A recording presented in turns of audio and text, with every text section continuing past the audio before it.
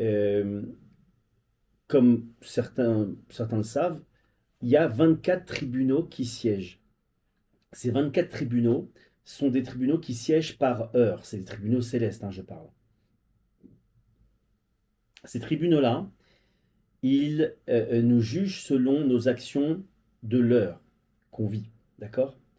À partir du moment où un homme il est jugé positivement, bien, par rapport à, en fait, est-ce qu'il a fait une faute ou pas, eh bien, il va ressentir de la joie, du bien-être, etc. À partir du moment où il ressent de la mélancolie, il ressent de la souffrance, il ressent des empêchements, il faut savoir que le tribunal qui siège à l'heure où il est vient de décréter qu'il a fauté et donc on lui envoie cette, entre guillemets, cet avertissement, cette souffrance. On va voir que, en fait, c'est extraordinaire parce que on a un baromètre du jugement d'en haut. Comment? Grâce à notre bien-être, comment on appelle ça? Comment on se sent en fait, d'accord? Si on se sent morose, si on se sent spleen, si on se sent mélancolique, etc., c'est qu'il y a une faute derrière. Donc, je suis désolé s'il y a des psychologues qui nous regardent ce soir ou qui sont parmi nous, mais mes chers amis, voilà, on vous a mis ce soir au chômage. Voilà, n'allez plus chez le psy si ça va pas, ne prenez plus d'antidépresseurs si ça va pas, faites chouva et on va en parler ce soir. Donc c'est vraiment quelque chose de très très important parce que les gens, ils savent pas que, ils comprennent pas pourquoi ils ont ces hausses d'humeur. Tous, on s'est déjà souvent rendu compte que on arrive à un moment donné où tout va bien, on est tout feu, tout flamme, on est tout joyeux, etc. Et d'un coup, badaboum, ça se bascule. C'est simplement qu'il y a eu un nouveau tribunal qui siège et cette fois-ci, il est en train de nous juger et que, effectivement, on n'a pas été bien jugé. Maintenant, ça nous amène à une question un peu bizarre. On sait que à Rosh Hashanah, l'homme il est jugé. Pourquoi Hachem il a amené cette notion supplémentaire à Rosh Hashanah, qui est la notion des 24 tribunaux célestes qui siègent toutes les heures? Eh bien, à Rosh Hashanah, il faut savoir qu'on est jugé pour l'année, pour les grandes lignes, on va dire. C'est quoi les grandes lignes? Ben, ça va être la vie, c'est-à-dire la durée de vie. Est-ce qu'on va vivre cette année, Bezrat Hachem? Ou est-ce que Dieu préserve autre chose? Est-ce qu'on va. Quel niveau de parnassa, de subsistance on va avoir? Est-ce qu'on va avoir des enfants? Est-ce que tout ça, c'est décrété à Rosh Hashanah? Donc, c'est les grandes lignes. La question maintenant, elle est pourquoi ces tribunaux célestes siègent toutes les 24 heures? Parce que ces tribunaux, ils nous permettent, ils amènent à l'homme les conditions de vivre notre vie et nos épreuves et ce qu'on nous donne. Est-ce que l'argent, je le vis dans la joie ou de la tristesse? Est-ce que je me plains? Est-ce que je me plains pas? Est-ce que je reçois de l'argent avec difficulté ou est-ce que je le reçois avec facilité? Est-ce que mes enfants, est-ce que j'en ai avec difficulté ou pas, etc. Donc tout, si vous voulez, nous permet, ces 24 tribunaux célestes, en fait, viennent donner une épice en fait, au jugement qu'il y a eu durant Rosh Hashanah. Et donc, ça nous explique, en fait, on va le voir après, pourquoi il y a toutes ces variations. Il y a une histoire très connue du Baal Shem Tov qui raconte qu'un jour, il rencontre un puiseur d'eau, un vieil homme qui est puiseur d'eau, et il le rencontre, le vieil homme, il est là, il porte sa charge. Vous imaginez un vieillard qui porte une charge lourde comme ça, avec des seaux d'eau. Et quand il arrive devant le Baal Shem Tov, il est là, il dit Baruch Hashem, Hashem me donne la vie, Hashem me donne une parnassa malgré tout, etc. Il est très content et il repart. Et il revient et il recroise le Baal Shem Tov et d'un coup il commence à grogner et il dit j'en ai ras le bol de ce métier qui est dénigrant et j'ai plus l'âge et j'en ai marre et voilà ma vie et il se plaint, il se plaint, il se plaint. Et de là le Baal Shem Tov justement il explique, et c'est d'où on sort cette histoire des 24 tribunaux, c'est que il explique à travers cette histoire-là que justement les sautes d'humeur, la difficulté qu'on a à vivre ce que Hachem nous donne, eh bien c'est lié aux 24 tribunaux. Et là, vous l'avez vu, il vit sa parnassa, son gagne-pain, il le vit d'un côté de manière très, très facile, et de l'autre, c'est très, très difficile, c'est une souffrance pour lui.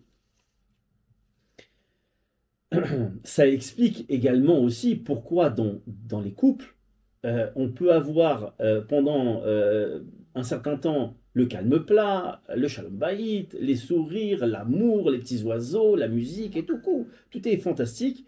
Et puis d'un coup, basculement. Eh bien, ça aussi, c'est lié à un jugement d'un des 24 tribunaux qui nous a jugés fautifs et qui, cette fois-ci, nous fait vivre notre vie de couple, qui a été décrite à Rosh Hashanah, d'une certaine manière, avec cette épice qui va être les tensions, etc. Maintenant, il faut savoir une chose.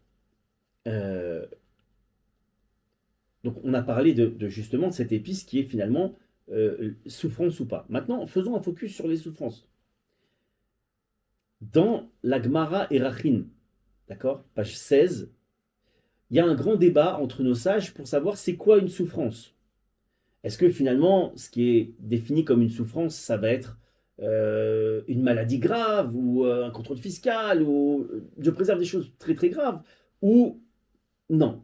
En fait, ce traité-là, on voit qu'il y a ce débat-là. Nos sages, y concluent quoi? Que ça peut aller jusqu'à quelque chose qui est contraignant dans notre vie, jusqu'à ce que à hauteur, pardonnez-moi, du fait qu'on irait chercher une pièce pour donner à un pauvre et que finalement on s'est trompé de pièce et qu'on doit remettre notre main dans la poche pour donner une autre pièce à un pauvre, eh bien on sait que ça, c'est considéré comme une souffrance. Donc c'est-à-dire que tout ça, encore une fois, c'est lié aux 24 tribunaux célestes. Donc vous voyez jusqu'à où ça va. Alors évidemment, il y a d'autres souffrances, hein, évidemment, mais on parle de mettre aussi une chemise à l'envers et qu'on doit remettre à l'endroit, etc. Et évidemment, bah, les souffrances qu'on connaît, des maladies et bien d'autres. D'accord? Donc ça, c'est ce qu'on qualifie d'une souffrance. Même le fait d'avoir une démangeaison, sachez que c'est une souffrance. Quand on se fait piquer par un moustique, quand ça nous démange le cuir chevelu, etc., même ça, c'est une souffrance. Et même ça, c'est lié au tribunal céleste. Et on voit donc encore une fois, et maintenant c'est intéressant d'ores et déjà de connecter tout ce qu'on vient de voir, c'est qu'on voit que parce qu'il y a eu une faute, eh bien, ça a amené un jugement d'un des 24 tribunaux qui a amené donc une souffrance. On en parlera tout à l'heure, mais sachez qu'il y a effectivement dans la Gemara de Shabbat, il y a écrit qu'il n'y a pas de souffrance sans faute. D'accord? On va traiter ça plus tard. En règle générale, on a une fâcheuse tendance à chercher un coupable à nos souffrances. D'accord? Alors, ça va être la faute aux autres, ça va être notre faute à nous, ou ça va être la faute du hasard. Le problème là-dedans, c'est que quand on... Alors, je ne vais pas développer parce que je l'ai fait dans un audio dernièrement, mais le problème, c'est qu'en fait, ça dépeint un manque d'émouna quand on fait ça. Pourquoi? Parce qu'on retire dans tous les cas à Kadosh Baruch Hu. On retire ce qu'on appelle la Hashgacha Pratit, la providence divine. D'accord? Et si on le retire, alors c'est déjà un manque d'émouna et on a retiré Hachem du système. Et Hachem est très macpide là-dedans. Maintenant, pourquoi ça ah oui, et il y a un quatrième accusé, si j'ose dire, qui est Hachem lui-même. Et c'est quoi? C'est que les personnes vont bel et bien dire que ça vient d'Hachem, mais ils vont dire quoi? Ils vont dire que ça vient d'Hachem, mais son jugement est erroné, pas bon, injuste, et j'en passe et des meilleurs. D'accord? Donc tout ça, ça va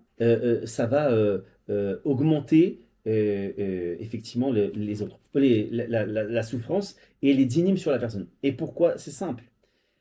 Prenons un exemple. Imaginons que maintenant un père, Baruch Hashem, il punit son fils pour quelque chose. Il lui donne une punition ou quelque chose qui le dérange en tout cas. Maintenant, son fils, au lieu de venir de dire pardon à son père, qu'est-ce qu'il dit? Il dit, ouais, c'est pas moi, c'est lui, et c'est à cause de ça, etc. Son père, qu'est-ce qu'il a? Il a qu'une seule envie, c'est d'exploser. Pourquoi? Parce que le père, il a puni pour quelque chose, pour qu'il se réveille, pas pour qu'il accuse les autres. Et nous, c'est ce qu'on fait quand on cherche un accusé, quand on a une souffrance. Donc c'est très très important déjà, première chose, si on veut retirer les souffrances de notre vie, ne cherchons plus du tout d'accusés, mais regardons-nous dans le miroir de la Emouna et de la Tchouva et cherchons la faute qui est à l'origine de cela. On va expliquer évidemment comment on fait après. D'accord? Autre chose quand on a une souffrance, et c'est une règle que je répète souvent en coaching, mais qui est fondamentale, d'ailleurs, que la Torah nous donne, qu'il n'existe pas de souffrance au-dessus, pardonnez-moi, on ne donne pas une souffrance au-dessus des forces de l'homme. C'est impossible. Et ce serait totalement injuste. D'accord? Donc, si Hachem envoie une souffrance, c'est sûr qu'on a les forces d'y faire face. Maintenant, pourquoi les gens ils tombent dans un désespoir et ils lâchent pas? Parce qu'en fait, je vais être un peu sec, mais on est un peu feignant. On n'a pas envie de s'efforcer. On n'a pas envie de chercher. On n'a pas envie de se battre. Parce qu'encore une fois, c'est tellement plus simple d'être une victime que d'être un battant. Quand on est une victime, encore une fois, je ne lance pas la pierre, c'est tout le challenge qu'on doit relever tous dans nos vies. Donc c'est pas simple ce que je dis. Mais là, ce que j'ai en train d'exprimer, c'est quoi le but à atteindre? C'est quoi la perfection du travail qu'on a à faire face à une épreuve? Bien évidemment, on doit rejeter toute proposition du Yetzer Hara de nous dire tu es une victime. Parce que ça endort les gens, parce que ça les rentre dans la peau de celui qui veut recevoir des consolations, et qu'au final, il n'y a plus l'envie de se battre et plus l'envie de faire teshuva. En quoi c'est dangereux? Ben parce que tout simplement, la facture tourne. Quand il y a une souffrance qui n'est pas réparée, quand il y a une souffrance sur laquelle on n'a pas fait teshuva, alors qu'est-ce qui se passe? Eh bien, la facture, comme une lumière qu'on laisserait allumer, la facture d'électricité, elle continue à tourner parce que la lumière, elle est allumée. Et ça, on peut rien dire, on peut pas critiquer la société qui gère l'électricité. C'est nous qui n'éteignions pas la lumière. Et donc, effectivement, ça continue, et ça ne s'arrête pas. D'accord? Donc, il faut absolument fermer les oreilles par rapport à ça, parce que c'est un grand vice du Yetzer Hara. Maintenant, il y a une chose extraordinaire que nous dit le Midrash Rabbah dans Mishpatim Chamesh, et c'est que, tout simplement, lorsqu'il y a un jugement ici-bas, il évite le jugement d'en haut. Celui qui vient se dénoncer tout de suite à Hachem, en disant Hachem, Khatati Pachati, j'ai fauté, etc., comme le Ramban nous le décrit, tout de suite, Hachem éteint la lumière, ferme à clé le tribunal céleste en disant stop. Là, il y a mon fils, il y a ma fille qui est en train de me parler. Il y a mon fils et ma fille qui est venu se dénoncer à moi. Donc, vous êtes mis de côté, tribunal céleste. Je gère le jugement. Je m'occupe du jugement, c'est pour moi. Maintenant, comme Baruch Hashem, Hashem est un père aimant, un père miséricordieux, alors on a une chance inouïe, c'est quoi? C'est que, arrivé devant lui, eh bien, il va nous juger avec miséricorde. Et si on fait bien, on amène bien les choses, d'accord, à Hachem, on fait ce qu'on appelle tchouva, alors qu'est-ce qui se passe? Ben non seulement on est acquitté, mais on repart avec un chèque. J'aime beaucoup cette image, mais imaginez maintenant que on a un découvert à la banque et que on vient, le banquier nous dit avertissement découvert de 100 000 euros à la banque. On vient voir le banquier et on lui dit Mechila, j'ai fait des dépenses trop excessives, j'aurais pas dû, la prochaine fois vraiment je ferai plus de dépenses du tout. Plus de dépenses excessives, j'ai même coupé les cartes bleues qui sont en trop, je vais vraiment faire attention, vraiment je m'engage à faire vraiment attention à mes comptes maintenant, j'ai compris la leçon, etc. Imaginez maintenant, donc c'est ce qui se passe avec Hachem, c'est pas de l'imagination que je suis en train de vous donner, c'est un exemple pour vous comprendre ce qui se passe avec Hachem quand on fait Tshuva Be'ahava, avec amour. Alors qu'est-ce qui se passe? Eh bien, le banquier il lui dit très très bien, écoutez, j'admire votre courage, j'admire le fait que vous soyez venu, vous ayez avoué, que vous ayez pris conscience que vous ayez engagé à pu le faire. Eh bien, vous savez quoi? vous aviez un découvert de 100 000 euros, et ben, je vous rajoute 200 000 euros sur le compte. 100 000 pour couvrir le découvert et 100 000 de bonus. C'est exactement ce que fait Hachem quand on vient le voir, qu'on lui demande pardon, qu'on fait tchouva Ava, je précise bien, d'accord? On expliquera ce que c'est aussi, si on a le temps, Bézat Hachem. Et dans ces cas-là, il transforme non seulement le crédit en, enfin le découvert en plus.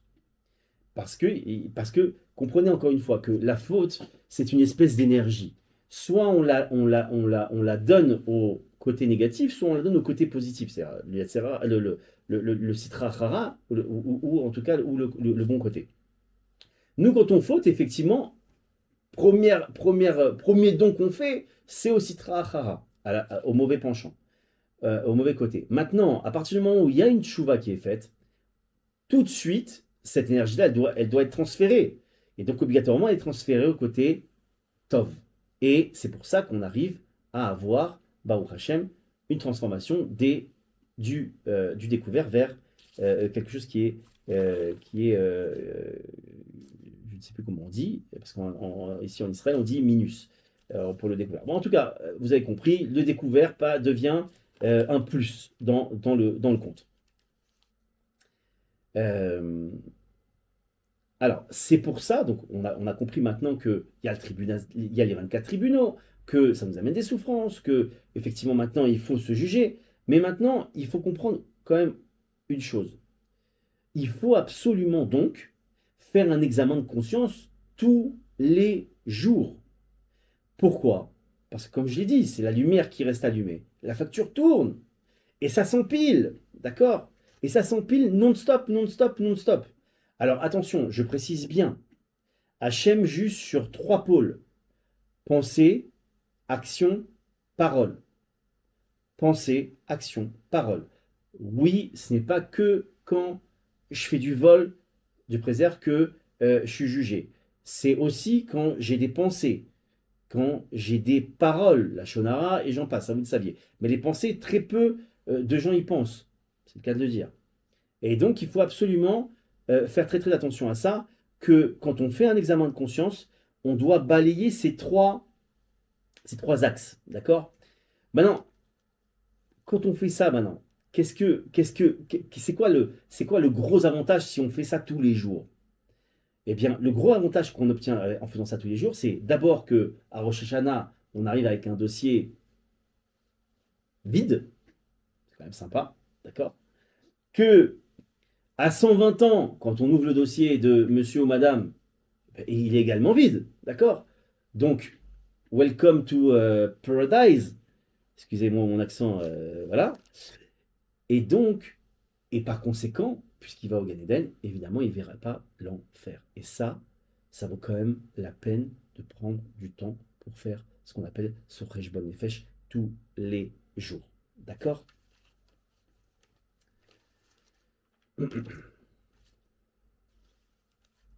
Alors, maintenant, on en a parlé tout à l'heure, dans le traité de Shabbat, page 55b, il y a écrit comme ça qu'il n'y a pas de souffrance sans faute. Pourquoi c'est important et pourquoi c'est merveilleux d'avoir ça?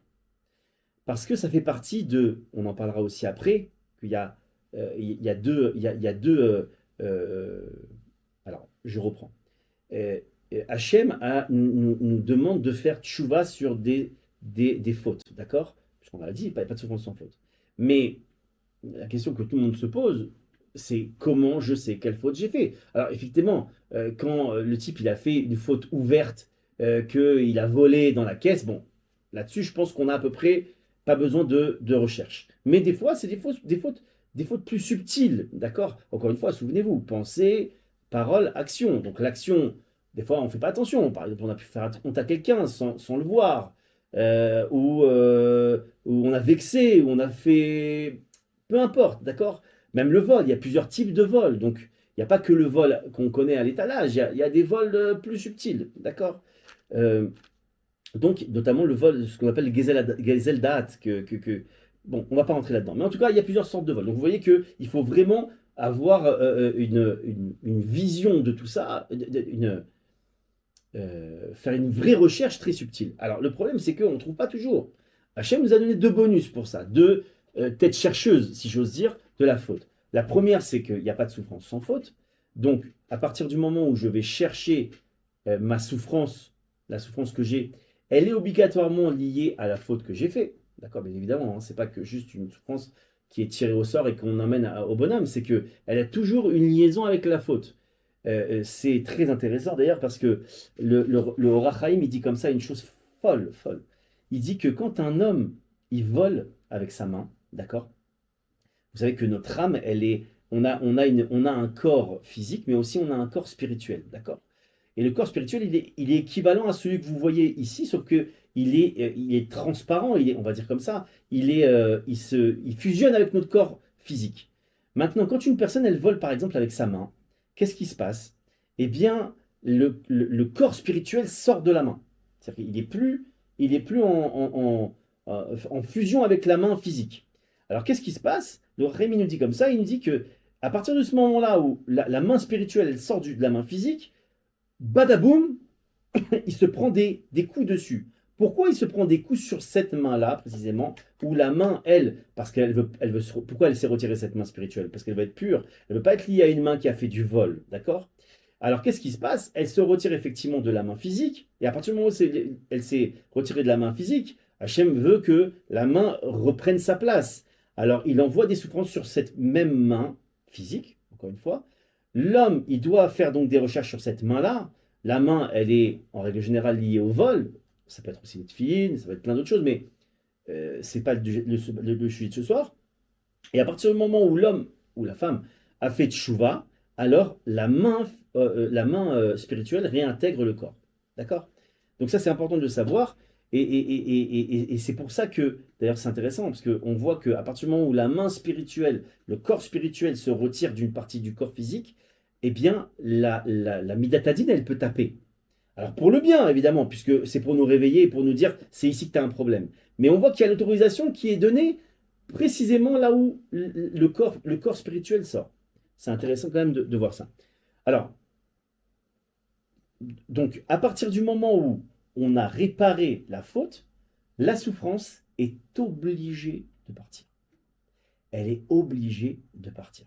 D'accord? Euh, alors, euh, ok, j'ai juste un petit avertissement que dans 10 minutes, la réunion prend fin, mais c'est pas grave. Je la relancerai et vous reconnectez sur la même chose, ça passe. Ne vous inquiétez pas, il faut que je règle ça d'ailleurs. Donc voilà, dans une dizaine de minutes, si ça coupe, je relance la connexion. C'est la même connexion, c'est les mêmes mots de passe, c'est tout, d'accord? Je vous préviens.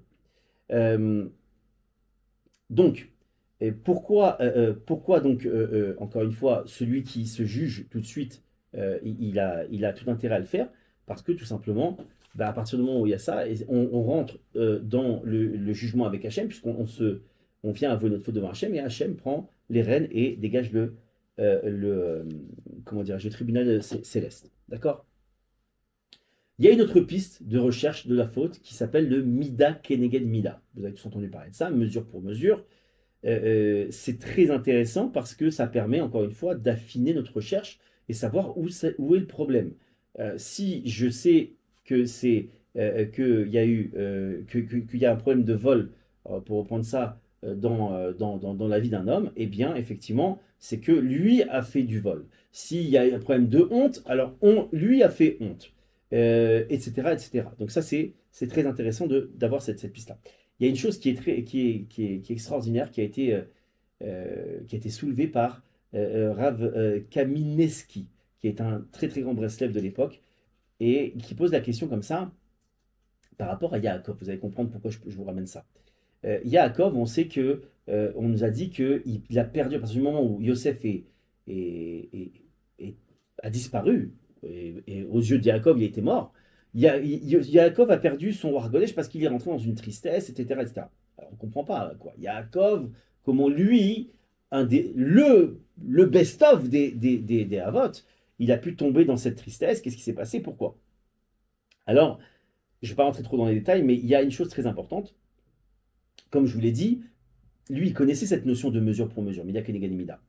Et il la connaissait, et il savait très bien que le mesure pour mesure de préserve d'une personne qui perd un enfant, le Halénou, c'est qu'il y a eu une déviance, ça peut être autre chose, mais en tout cas, une des raisons, c'est qu'il y a eu une déviance au niveau des mœurs. Alors, lui, il a pris son livre de vie, il a commencé à regarder, et il a dit, mais je ne comprends pas. Il n'y a aucune déviation de ma part. Aucune, aucune. Rachid nous dit qu'il était, sa première goutte de semence, elle était pour Réhouven, son premier-né. C'est-à-dire il était parfait à ce niveau-là. Il ne comprend pas à ce moment-là. Et donc, il dit, je me suis trompé toute ma vie. J'avais compris qu'il y avait mesure pour mesure. Souvenez-vous qu'ils n'avaient pas la Torah comme nous, mais enfin, il avait d'une autre manière. Et donc, lui, ayant appris ça, il a tout remis à plat et il dit, bon, je suis donc forcé de dire que la règle de Mida Keneged Mida, de mesure pour mesure, n'existe pas. Pourquoi, quand on lui demande d'envoyer Binyamin, il est en train de se dire, je ne peux pas l'envoyer, je ne veux pas qu'il parte. Il demande à Yehuda de promettre, il refuse catégoriquement. C'est bizarre de la part de Yaakov. Pourquoi il refuse? Parce qu'il se dit, maintenant que je sais qu'il n'y a plus de mesure pour mesure, alors c'est ce qu'on appelle la roulette russe. On ne sait pas, peut-être on a pris Yosef qui est truc. Moi, j'avais pas de faute. Et donc, peut-être que Binyamin, ce sera le même cas. Et je veux pas, je prends pas de risque.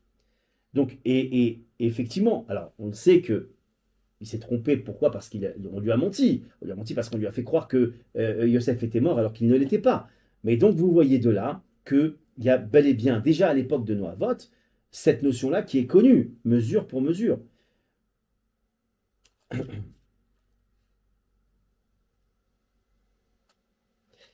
Euh, alors, c'est intéressant aussi cet épisode-là. Pourquoi? Parce que en fait, quand on ne montre pas cette notion de mesure pour mesure dans notre vie, ou de il n'y a pas de souffrance sans faute, bien évidemment, on devient exactement comme Yaakov l'a été quand il a dit bah, il n'y a plus de règles. D'accord? Une personne qui ne prend pas en compte ces règles, obligatoirement, il va en arriver, Dieu préserve, à dire que Hachem est injuste. Et si il a l'honnêteté de dire que Hachem dirige son monde, et qu'il y a une Ashgacha pratique, mais il va dire que c'est la roulette russe, ou plutôt la roulette divine. Et donc, il va se dire, bah, c'est angoissant. C'est ce qui explique qu'il y a des gens qui ont des peurs, qui ont des jalousies, des paniques, tout ce qu'on peut comprendre au niveau psychique. Et ça vient de là. Parce que c'est normal. C'est une réaction normale. On ne peut pas être serein quand on pense que tout peut arriver à tout moment. Mais quand on sait qu'il y a des règles, imaginez quand même que, bah, comment on sait ça aussi, comment c'est rassurant? Parce que vous imaginez bien que Hachem, il a mis des règles immuables dans le monde. On sait que le soleil, il se couche, il se lève. On sait qu'en hiver, normalement, il fait froid. En été, il fait chaud. On a des références, on a des points de repère plutôt. Mais imaginez maintenant qu'on est dans un monde où le soleil, il se lève un jour, il se lève pas un autre jour. Il fait nuit 72 heures et un autre jour, il fait 10 minutes, nuit. À un autre moment, il fait 40 degrés, le lendemain, il fait -12. Et l'homme deviendrait fou. Et donc, c'est ce qui se passe dans la tête des gens qui ne prennent pas en question ces deux notions-là, mesure pour mesure, et il n'y a pas de souffrance sans faute, sont les clés du bien-être psychique. Et celui qui n'a pas ça dans sa tête, il va souffrir, et il souffre horriblement. Donc ce soir, Baruch Hashem, on est tous contents. On a notre clé de délivrance psychique. Vous comprenez? Et c'est très très très important. On ne peut plus paniquer, on ne peut plus avoir peur. Les questions, cher Yaakov, à la fin, s'il te plaît, je t'assure qu'on va en parler après. Bezrat Hashem. J'ai bientôt fini en plus. Alors, autre chose, fausse croyance, c'est que on pense que, puisqu'on a dit pas de souffrance sans faute, donc bah, c'est bon alors. Moi, je suis peinard, j'ai mes souffrances, donc c'est bon, ça exprime mes fautes. Non, c'est pas comme ça que ça marche. C'est pas une monnaie d'échange, les souffrances. La souffrance, c'est un voyant lumineux sur notre compteur pour dire il y a un problème, réveille-toi. il y a un problème, fais tchouva, il y a un problème, mesure pour mesure, il y a un problème, fais attention, fais tchouva, ta main, elle sort de son corps. Et c'est pour ça qu'il faut faire très très attention. Maintenant, celui qui pense ça, il arrive dans un grand problème. D'abord, bah évidemment, c'est sûr qu'il va retomber. Parce qu'à partir du moment où il ne fait pas de chouva, le bonhomme ou la madame, eh bien, bon, moi j'ai payé ma dette sur ma faute. Alors il prendra jamais conscience que la faute c'est un problème pour Hachem, que c'est un problème pour sa connexion avec Akadosh Baruch Hu, pour son Olam pour ses souffrances qu'il va obtenir, etc. Donc à partir du moment où il ne fait pas de chouva, et il sera amené aussi à récidiver. La deuxième chose, c'est que c'est sûr qu'il aura d'autres souffrances. Pourquoi? Parce que tant que le feu n'est pas éteint, il grandit. C'est une règle. Un feu de forêt, tant qu'il n'est pas pris en compte, en charge par les pompiers ou autres, eh bien évidemment, il grandit. Et donc, il faut absolument le prendre. Voilà. Et troisième chose, c'est quand il arrivera à 120 ans et qu'il n'aura pas réparé, mes chers amis, ses souffrances ne cesseront pas à 120 ans, après 120 ans. Et la dernière chose, avant que... Non, il reste encore une petite minute. Et, et dernière chose, évidemment, ben, quand il fait pas, il se laisse vivre avec ses souffrances et il dit bah, c'est bon, j'ai payé ma dette, et ben, bien évidemment, il va arriver à penser que le but de toute la création, c'est quoi? C'est la souffrance. Je suis venu pour souffrir. Mais non, t'es pas venu pour souffrir. Tu es venu pour réparer. Et si on a conscience de ça, on a tout gagné. D'accord? Donc, mes chers amis, avant de finir cette minute qui nous reste et on relance tout de suite pour les questions, eh bien, tout celui qui a un peu de jugeote, il va remercier pour ses souffrances. Pourquoi? Parce que c'est le baromètre, c'est ma map, c'est mon GPS à bien-être. Si j'ai mes souffrances, je sais sur quoi travailler, et quand je travaille, eh bien c'est fini. J'ai plus qu'à faire tchouva. Et ma vie est un Gan Eden. Et c'est ça, c'est pour ça qu'on doit être capable de remercier pour ses souffrances. En ce sens-là, on doit remercier pour ses souffrances. Et celui qui comprend ça, il danse avec ses souffrances. Grâce à ses souffrances, il va vivre un Gan Eden parce qu'il va faire tchouva et il a enfin une possibilité de faire tchouva, de savoir où ça se situe le problème et de régler le problème. Voilà mes chers amis,